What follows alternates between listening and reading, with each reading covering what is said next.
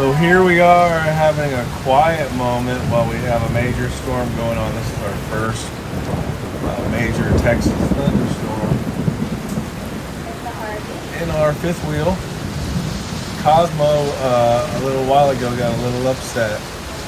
He does not like the loud thunder like we're about to have here again in a minute.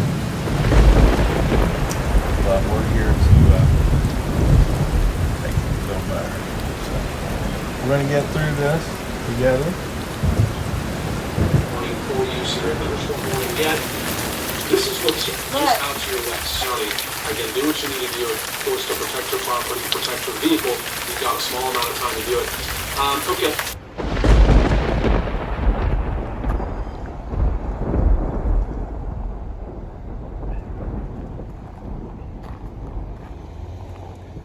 So we had a pretty exciting adventure, our first night in our fifth wheel with a lot of storms. We had tornado warnings, we had hail, all around us, all kinds of things. So went actually rather well though. We were nice and cozy.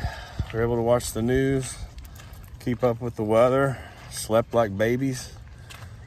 So the fifth wheel weathered the storm very nicely. So pretty happy about that. Glad everybody's safe.